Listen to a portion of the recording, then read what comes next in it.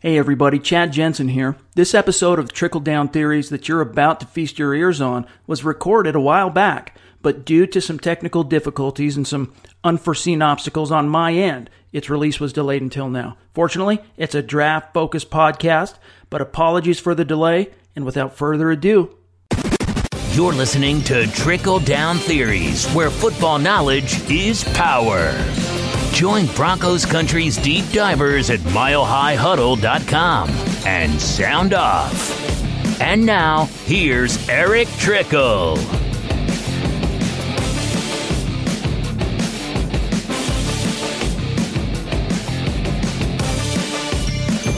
Good morning, afternoon, or evening, ladies and gentlemen, and welcome to Trickle Down Theories podcast. I'm your host, Erick Trickel. On Trickle Down Theories, we talk about all things NFL, draft, signings, rosters, trades, team needs, anything and everything you could think of. We do have a focus on the Denver Broncos, as I am an analyst of milehighhuddle.com. Joining me today is my colleague from milehighhuddle.com, Nick Kendell. Nick, how's it going? Hey, I'm doing pretty well. Ready to record once again with you. If you just heard anything, that was my cat jumping up on the bed and saying hello. But yeah, doing well and really excited to be talking draft, man. I've been itching. You know me. I'll message you at 3 a.m. and like, hey, did you see this guy? Blah, blah, blah. It doesn't matter what hour it is. You know, I'm always down to talk NFL draft and team building, not just for the Broncos, any team, but specifically the Broncos. For sure. Definitely. Our private conversations about the draft, they can get rather interesting, especially when you're wrong and I have to point out why you're wrong. Hey, man, you know who looked pretty good this week? Who? Josh Rosen. He did. I mean, he looked pretty good. That's my boy. He did. I think he put they didn't win, and his stats were not the best, but I've watched everybody besides the last game for Josh Allen, and I thought that he looked, I mean, granted, I always thought he was the most pro-ready, so that's a big part of it. But, man, he looked pretty good. Yes, he did. Now, if you guys haven't, as you guys probably have heard by now, Nick joined me for an episode where we talked about the offensive side of the ball. Now's where it's really nitty-gritty because this is a big issue for the Broncos, as we've seen so far this season. We are recording this on Tuesday, October 2nd, so it's probably a little bit old by now, but definitely, guys, stick around and listen to it. We're just talking college, guys. We're talking draft, not so much about the Denver Broncos outside of what they could be looking at. The needs that they have for now and the future, that's unlikely to change in the next couple weeks or between the time we're recording this and you guys are listening to it. But there's definitely a bunch of issues. Before we get to that, though, I just want to holler at you guys about why you guys need to check out Audible. Now, Audible is great. I don't know if you use it, Nick, but I use it all the time. Whenever I'm doing any kind of writing or film breakdown, I'm able to use Audible, just plug in headphones into my phone and just be able to listen to a book. Even before bed, I'm able to do that and relax. Now, you guys can get a free audiobook download and free 30-day trial at www.audibletrial.com/huddleup. You guys can get over like 180,000 titles on your phone, Android, Kindle, MP3 player, basically any kind of electronic device. Again, it's www.audibletrial.com/huddleup. I absolutely love it. You guys should definitely check it out. It's worth it, especially, as I said, if you don't have the time to sit down and actually read a book, it's perfect for you. Now, on the defensive side of the ball, there's definitely some areas that the Broncos need. They do have some concerns about their interior defensive line. That's where we're going to start off at. Simply because Zach Kerr, who's been playing great, Domata Peko, who's been playing great, they're on their last years of the deal. Derek Wolfe, he's coming up towards the back end of his contract. Shelby Harris and Adam Gotsis, they're both getting to that point where you've got to look at an extension for them. I think they have next year they're under contract for. Shelby Harris is a restricted free agent, so he'll be back on a cheap deal. But 2020, you definitely got to figure something out. DeMarcus Walker, I know a lot of fans want him out there on the field, but he's behind every single other defensive lineman on the Broncos roster, and he's such a liability against the run that they can't just throw him out there because it's an easy audible run at DeMarcus Walker. So this year's defensive line group is fan-freaking-tastic. It's probably one of the best interior defensive line groups that we've seen in quite a while. Ed Oliver, Jeffrey Simmons, you've got Lawrence from Clemson, you've got a Lawrence from LSU, you've got the other guy from Clemson whose name I just slipped out of my mind. just so much talent, just from top to bottom. You'll probably end up seeing probably 5 or 6 of these guys at this time. Obviously, things can change. That could end up being first-round picks. Oh, more than that. I honestly think you could see 8 to 10. I mean, that's crazy talk, I know, but like this interior offensive line class, and some of these guys are kind of edge rushers / interior offensive line. I mean, it's it's one of the best classes I have seen in a long time, if ever, for interior offensive line or defensive line. Now, I'm curious about who those other couple interior defensive linemen are, because I'm looking at a list in front of me, and I've got Ed Oliver, Raekwon Davis, Jeffrey Simmons, Rashad Lawrence, Christian Wilkins, and Dexter Lawrence. Those are guys that I could all see as first-round picks on the interior defensive line. After them, I'm seeing guys that are maybe second, third-round picks. I'm just not seeing those extra couple guys. Rashawn Gary, I think, is going to be an interior guy in the league, and I think he's going to test out of the gym, and he's playing at a position that doesn't suit him best right now, is that heavy edge for Michigan. I think it's like the same position that Chris Wormley played at Michigan, and then he drafted third round to be an interior defensive lineman. Just miscast at Michigan. That's the system they run. They like those heavy edges, at least on that side of the line. I really think Rashawn Gary will be a high pick. And two guys that have flashed tremendously for me when I've watched them recently are actually 3 guys that have really just stood out to me. Gerald Willis from Miami, which there are some questions there, but Mark Reich, head coach of Miami, could not speak more highly about. And his game against LSU, honestly, was probably the best tape I've seen from an interior defensive lineman as far as a singular game. I mean, as far as his interior penetration ability and his swim move, that stuff is just pure fire. And then another name who's rising up that I feel like draft community is just getting on him. And I've honestly, when I watched him, I've been watching Raekwon Davis, but Quinnen Williams from Alabama is another guy who he's just a redshirt sophomore, but sounds like he'd be interested in going. He's 6'4", 290 pounds. And man, this dude has some violent hands. He just jars guys at the point of contact, and they have him playing nose right now a lot of times, but I don't think that's where he best profiles, because he can actually move pretty well going forward. So that's very interesting. I'm also curious to see if a guy like Zach Allen from Boston College will kick inside. And another name you didn't mention that's got some potentially crazy tools. A lot of people have spoken very highly of him, including Tony Pauline, is Derek Brown from Auburn. Some of those guys, there's questions. Jeffrey Simmons, is he going to go in the first round because he had that issue before he went to Mississippi State? That'll be interesting, but man, the talent is phenomenal. Yeah, to touch on a couple names on there, Gerald Willis, I think that just the character stuff will kind of keep him out of the first round. Rashawn Gary, as you said, he could definitely be an interior defensive lineman. He's kind of like DeMarcus Walker, in my opinion. Not so much that he's an interior pass rusher, but he's kind of not a full-time 4-3 defensive end, but he's not a full-time 3-4 defensive end. He's kind got so much more power than DeMarcus Walker could ever dream. Yeah, I agree. Yeah. It's just he's just kind of a little bit of a tweener there. I think his best spot would be as a kind of in a multi-front defense where he's able to kick outside, play edge against certain downs and situations, kick inside and rush the passer in certain situations. Yeah, I wholeheartedly will say that he is a better player than DeMarcus Walker is. It's just my issue is just that he's just not quite a tweener, but kind of a tweener. Kind of that Rasheem Green mold. Yeah, it's kind of that mold. And then the other player that you named was Derek Brown from Auburn, and he's a guy I like a lot, and I totally just spaced him. Okay. What about Quinnen Williams? I don't know who he is. I don't know what school he's from. I haven't seen anything of him, so okay. I don't. Alabama redshirt sophomore. He's Raekwon Davis is a freaking tank of a man, but Quinnen Williams is right up there too. I mean, I think he is very, very talented. There's a reason Alabama's just killing teams right now. So that's a name to definitely have on your radar. He's a redshirt sophomore? Yes, he is. Yeah. Just look for him. I'll have to go through and look for him for sure. Yeah. And Draymond Jones. That's another one I forgot to mention.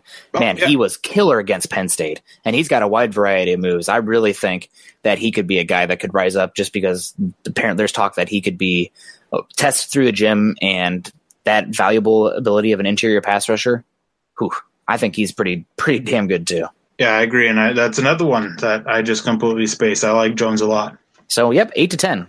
Way to go, Nick. It's possible. I mean, there's probably not that many teams that need him, but there's going to be some talent that falls. And definitely. It's a good class. And, of course, that's just right now, as I'll say multiple times, is that we still have a long way to go, so definitely things can still change between now and then. Yeah. But as it sits now, you're right. There are quite a few guys that can go in the first round on the interior defensive line. Now, any listener, make sure you clip that and send it to Nick so he can actually have visible proof that I have, and audio proof that I have said that he's actually right, because it won't ever happen again. I'll take it. Sure, watching football is fun, but it's more entertaining when you have some action on the games. Guys, you've heard me talking about this for weeks, and some of you are still on the sidelines. Whether you're an expert or a rookie, you should be betting at MyBookie. If you're the kind of guy that likes to bet a little and win a lot, like playing the numbers on roulette, you can create a big parlay. Pick 3 teams to win, and if you hit all 3, you can turn $100 into $600. There's so much to bet on: playoff baseball, hockey, primetime fights, and more. But MyBookie is one bet I know you'll be happy with all year. I recommend these guys because I really trust them. MyBookie has been in business for years, and they've got great online reviews. And their mobile site is really easy to use. If you're on the sidelines, now is the time to get in the game. MyBookie will still match your first deposit dollar for dollar, but you gotta join now because they'll be pulling that offer soon. Log on to MyBookie right now and double your money using promo code Theories1, and you'll get your first deposit matched 100%. That's promo code Theories1. You play, you win, you guys get paid. Now, moving on quickly to that, going over the edge group. Denver, they don't really need it. I mean, they do, but they don't. Von Miller, Bradley Chubb, you're locked in. Shaq Barrett, Shane Ray, the depth, that's where you are looking at. So, Nick Bosa, yeah, he's the best edge guy in this class, but is Denver really going to take a guy? If they end up with the first pick, are they going to take him? No. If they are in a position where they can take him, they're probably taking a quarterback. Yeah. So that's simple as that. I mean, I love Nick Bosa. He's a great player. I'm so bummed he got hurt, but just not really a guy that Denver needs. He'll be back for the playoffs. Yeah, he'll be back for the playoffs. What we need is the Raiders to be just good enough that they miss out on a top 3 pick. Because I feel like you get Herbert, Bosa, Oliver, and then drop. Although it would be unfortunate to see a guy like Greedy Williams, who we'll talk about here soon, but the Raiders need to be good enough that they miss out on this top class, because I feel like the top of this class is really darn special. Last year's year, the quarterback, outside of the quarterback, you had Barkley and Nelson, 2 positions that I didn't think were of high value as far as overall roster building, that early in the draft at least. But this year, I mean, the interior pass rusher and the edge rusher, as well as a top quarterback, which it looks like, Raiders finish 4. If you're going to suck that bad, finish 4. Yeah, sorry, that's my spiel. There's definitely other guys on this edge: Brian Burns, Montez Sweat, Anthony Nelson, Jalen Jelks, Zach Allen, Anthony Jennings. They're definitely guys that Denver could be looking at. But for depth, they're guys that are probably second, third round picks. That still may be a little bit early for the Broncos' taste. Yeah, and somebody you didn't mention who's absolutely just rocketing up boards is that edge rusher for Florida. Gosh, all of a sudden, just had his name pulled up, and all of a sudden it escaped me. But I think he's had a strip sack in 3 or 4 games in a row, and he turns the corner and has burst is insane. It's really crazy. His name is Jahai Polite, Jachai Polite, and man, speed to power. And he's a guy that's, he's not like super long, but 6'2", 260, incredible leverage and bend. He's really interesting to watch. I'd watch out for him as well. Oh, and Clelin Ferrell. I don't know if you mentioned him, but he might be the best player on that Clemson defensive line. Yeah, definitely. And I do like that Florida kid. I did completely forget about him. And there's a guy from Georgia, too, that's climbing up boards pretty quickly. I can't remember his name, but he's one that right now he probably is climbing up out of Denver's range. But they have another defensive lineman, edge guy. He's probably kind of that tweener bit, a little bit like DeMarcus Walker, not necessarily in play style, and Jonathan Ledbetter. You got CeCe Jefferson from Florida, Austin Bryant from Clemson. When you're looking for depth, I mean, you got to find guys. Edge rusher, this is one position that when you're in October, you have a really hard time projecting where these guys are going to fall. Because one big game from an edge rusher with even just 3 sacks can skyrocket their draft stock. Or a good combine. Or the combine. Great athleticism being on display. Great bend, that 3-cone drill. It's one of the hardest positions to get a good read on in October. unless it's Denver, absolutely elite with no off-field concerns. Like Nick Bosa, pretty much. There is one I want to call out that is kind of a local kid who caught my eye last year when I watched them live, and that is Carl Granderson, who is the edge rusher at Wyoming. He's put on probably about 50 pounds since getting there.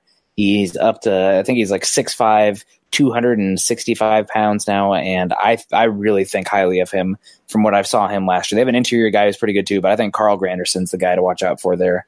And Wyoming's playing some pretty good defense this year, so Josh Allen, we gave him a hard time last year on this podcast, or at least the Building the Broncos podcast.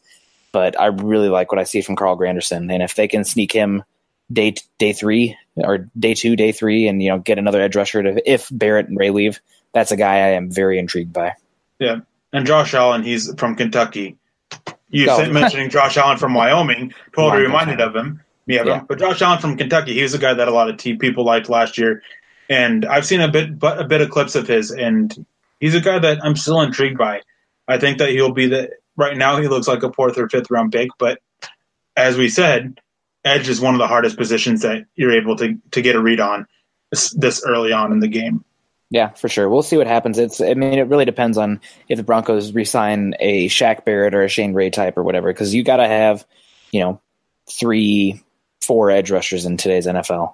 So we'll see, but it's not a high priority need, not a first round need, but I wouldn't be surprised at all if the Broncos used an early pick on one just because how much LA values that edge rusher position. Yeah. Now we're going to skip a couple positions and we're just going to jump to safety real quick before we get to linebacker and corner. Safety, it's kind of like edge. There's a need there. It could end up being a big need depending on how Justin Simmons continues on playing on the season. It depends on what they see from Will Parks going forward and even DeMonte Thomas going forward. Heck, even Darian Stewart going forward. They could possibly decide to keep him around. So we're going to group it in with edge where it's a position of need but not really a need. And there's one guy that takes the cake at safety. And if you're taking a safety round 1, looking at the last couple first-round safeties for the last couple of years, this is the guy I would take out of the bunch. Deontay Thompson from Alabama. This guy is good. So good. I would take him over Landon Collins. I would take him over Jamal Adams was one of them. Just Derwin James. Boo, you're not taking it away. I agree so much. Derwin's my boy. I would take Derwin over him. And I love Thompson. I think he's a really good – he's probably the best single high safety to come out in a while. I think he's a more complete guy than Malik Hooker, who was also a really good single high safety but did not tackle the best. But I don't know, man. Derwin James is just so freaking good. We'll see him in a few weeks. We'll maybe change our mind after the Broncos play the Chargers because he's literally played every single position on that defense besides defensive tackle, and he's done well. Like he's a killer. Yeah. And sorry, I got too excited. After Deontay Thompson, I haven't really dug much onto the safety group simply because when I was looking at safeties, it wasn't a need for the Broncos. Everyone was thinking that Justin Simmons was going to have a breakout year, yet here he is being unable to attack a 80-year-old woman in a closet. Yeah. So the issue's there. Safety's looking like a bigger need. So it's definitely a group that I got to dig in deeper. There is one name that I have heard quite a bit of chatter about, and that's Taylor Rapp from Washington. Taylor Rapp from Washington is very fun. I think he would complement Justin Simmons very well. If there's any safety in this class outside of Deontay Thompson that I would be interested in right now, it's probably Taylor Rapp. I do like Jaquan Johnson from Miami as well. I feel like his body type doesn't play to his size. So probably it's Taylor Rapp. Again, though, the only one I'd be interested in taking round 1 is Deontay Thompson. Although I don't think Deontay Thompson, you're more of you're an NFL draft guy exclusively where I'm draft, but it's also college football. I don't think Deontay Thompson's the best safety in football. I think that Delpit from LSU is the best safety in football, but he's more of that Derwin James do-everything type, except he actually is putting up ball skills on tape in college. So watch out for him, too. I think LSU's got their DBU, man. I don't care what anybody says. FSU, FSU or LSU or OSU. It's all those state schools. But, man, Delpit and Greedy Williams, probably the best cornerback and safety in all of college football, and they play on the same team. How crazy is that? Definitely. Now, that's really going to wrap it up for safety. simply for time reasons and it not being such a big need right now. We're not going to dive deep. Maybe down the road I can have Nick on and we can dig deeper onto safety if it shows that, hey, this is a major need for him. But we're going to get to linebacker and corner. But before we do, I want to holler at you guys about becoming a Mile High Huddle VIP. We pride ourselves on breaking Broncos news as it's reported, but that isn't what we really pride ourselves on. What we really pride ourselves on is the Broncos in-depth, all 22 X's and O's, film reviews, deep dive player evaluation type articles that we do. And quite frankly, it's the best there is covering the Broncos around the web.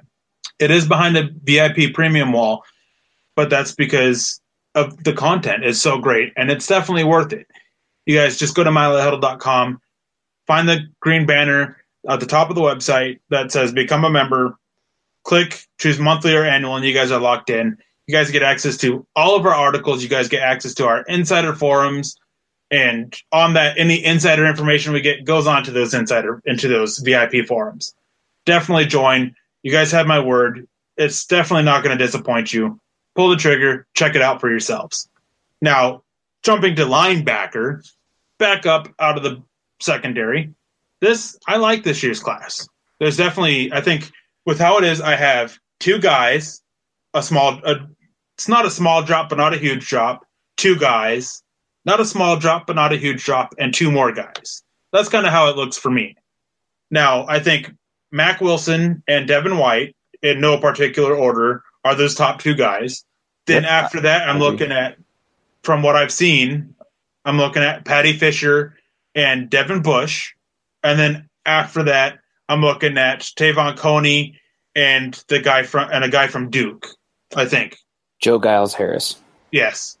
Yeah, I can't really disagree. There are a couple guys that I'm interested in that you didn't really mention there, which I am interested in personally. I really think an interesting guy that's kind of more of that strong safety linebacker type, but Khaliki Hudson from Michigan. I think he's more athletic than Devin White. You know, he's 6 foot 215, but man, he flies around. He probably would play that Sua Craven's role, for being completely honest, though. And then Trey Smith is somebody that I have not heard many people talk about, but every time I've watched Clemson, and if my eyes stray at all from the offensive line, it's Trey Smith is the guy who's making the plays. I know Kendall Joseph was a name last year in the draft. He decided to return, but a lot of people liked him. But for me, give me Trey Smith. That dude, he's big, he's athletic, he's instinctual, and I think he's an up-and-comer that's not really getting the credit yet because of how talented that Clemson defensive line is. Yeah, and this is definitely a group that is a big need. And what the need is that Denver needs a cover guy. Josie Jewell, he's looking great as a run defender. Brandon Marshall, he's definitely lost his step. Todd Davis, he's not a coverage guy. And Josie Jewell's had issues in coverage. So you want to find a coverage guy. I keep having a bunch of people mention to me Cameron Smith, TJ Edwards, and Ryan Connolly from USC and then Wisconsin for the other two. You want a coverage guy? What? You said you want a coverage guy. Those are all. It's like they just see linebacker and they don't think about the actual skill set. Yeah. So since you jumped in there, why don't you just give some thoughts on those guys? I really like you said, I like those top two guys. I'm a big Devin White fan. I feel like he's still just putting it together, but he was a really highly rated, actually, running back that converted to linebacker, and he's he can run, man. And I feel like his ability in coverage is still coming together, but the potential is all there. I mean, he is just such a smooth mover. It's crazy. And his click and close is great, and he delivers with violence. I mean, there's a lot to love about him, and he's full of energy. I mean, who doesn't love a linebacker that's out there screaming after they make a big play? I'm all about it. I was talking about Smith, Edwards, and Connolly, man. Oh, well, okay. I thought you just said give some opinions. Like, I could go on about Devin White for a while. I also like Tuff Borland and the guy you told me to look out for in Harrison from Malik Ohio Harrison State. From Ohio State. Yeah, I was going to talk about him. Athlete. But yeah, like you said, Conley, Edwards, more of that traditional 3-4 inside linebacker. I really don't think he is going to be much of a coverage guy. He did make some plays in dropping into a hook zone, but Wisconsin has done so much with like disguising their stuff that I just don't think that he's as versatile as far as an NFL scheme. And if you're frustrated and Todd Davis's inability to coverage, it's going to be worse for Edwards. Same goes for Conley. He's also not a great athlete, but I think he's in a less instinctual package than Edwards. So pass on both those Wisconsin guys. Solid college players, but I don't really see great NFL ability. And who was the other one that you mentioned? Cameron Smith from USC. Oh yeah, he's just a guy. I wouldn't even take him until round 6 or 7. I'm not impressed with him at all when I see him. I know he was a name that was brought up last year as a potential first round guy, and then, man, just gross.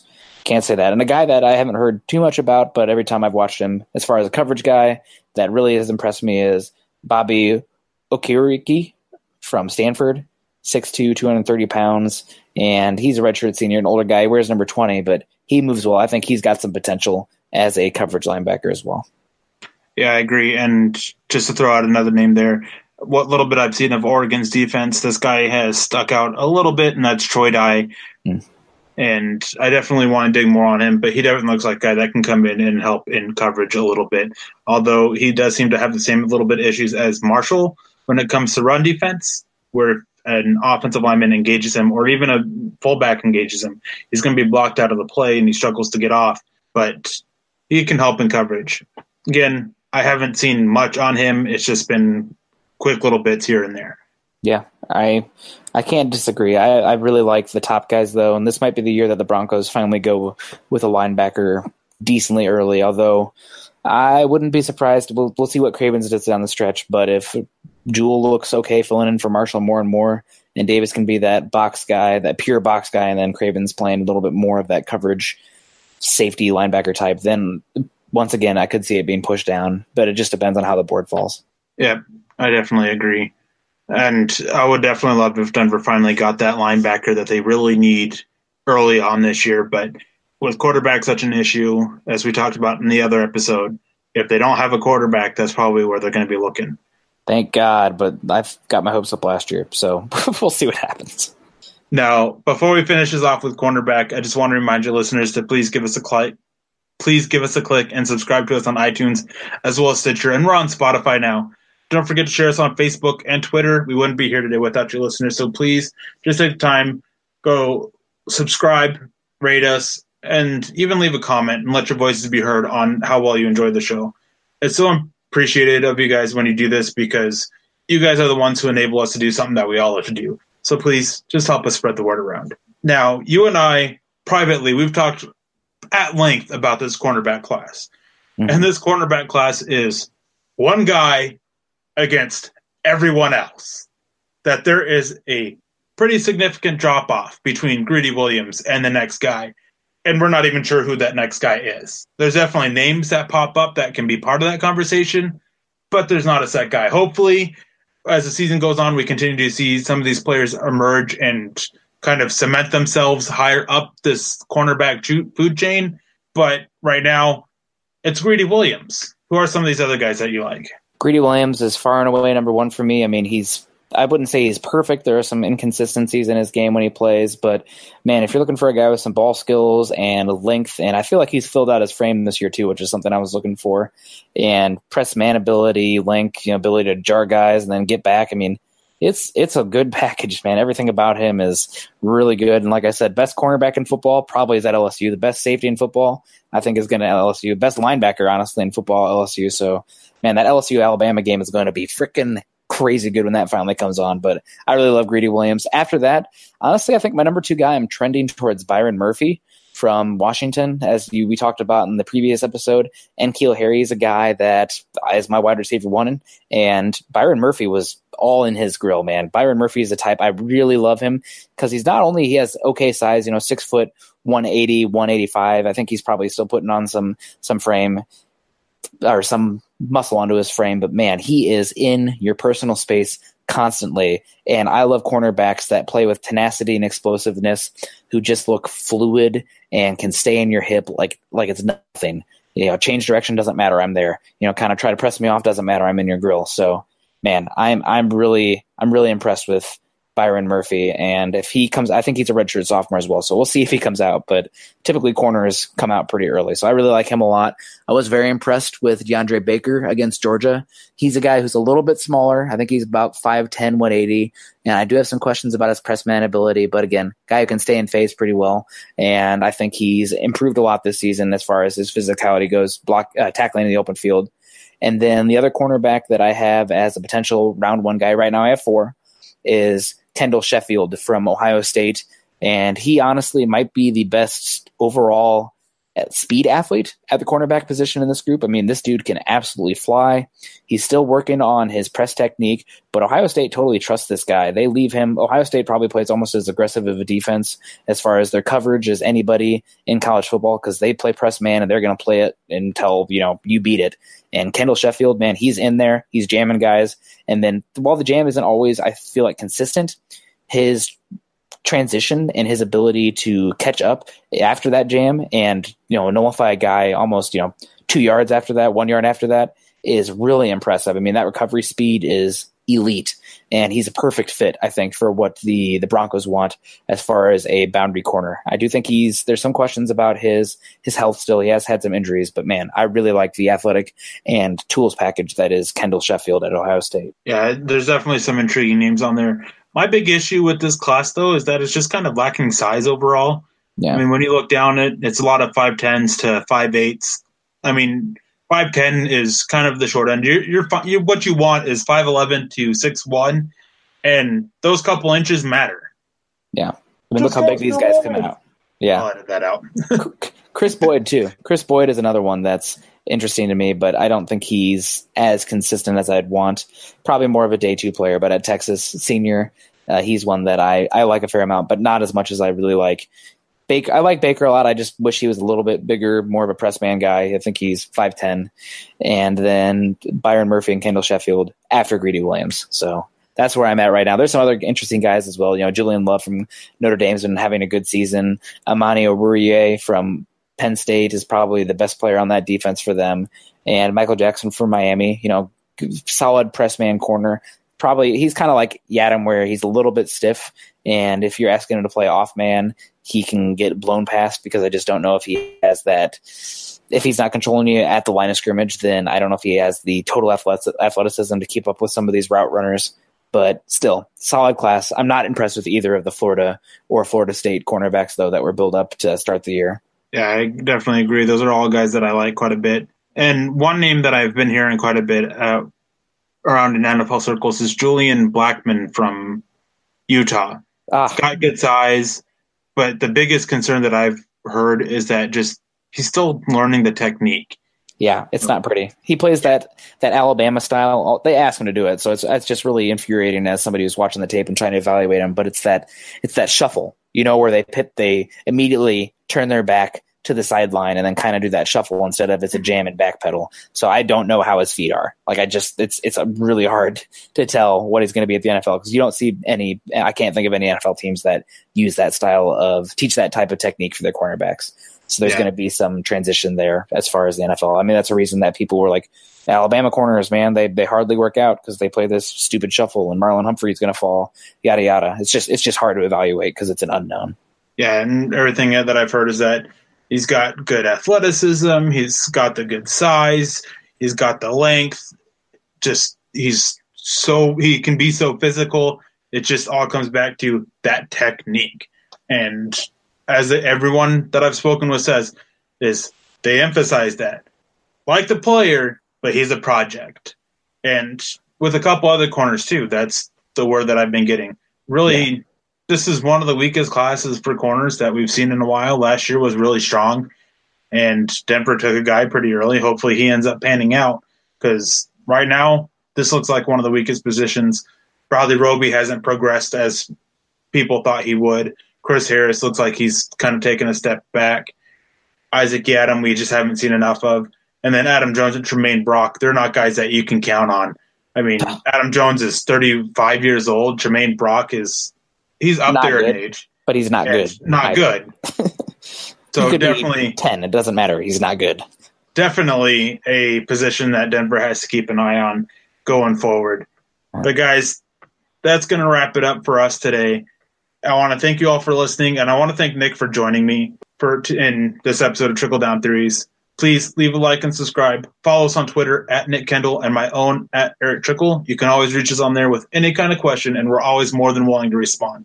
We love the interaction with you guys, the fans, listeners, and readers of our content, because without your support, we wouldn't be here without you. So we thank you for that. Also, please follow at Mile High Huddle for all of our written work from milehighhuddle.com, and at Huddle Up Pod for all the podcasts that come out on our network. Also, keep an eye out or an ear out because I do Periscopes, and I do them pretty regularly, so keep an eye out for those. And I do film breakdowns during the week. I had a great time with you, Nick. I do hope to have you on again in the future. Thank you for joining me. Thank you for staying up as late as you did for this. I'm your host, Erick Trickel. Thank you guys for listening, and have a wonderful night. You've been listening to Trickle Down Theories. Join Broncos Country's deep divers at milehighhuddle.com to keep the conversation going.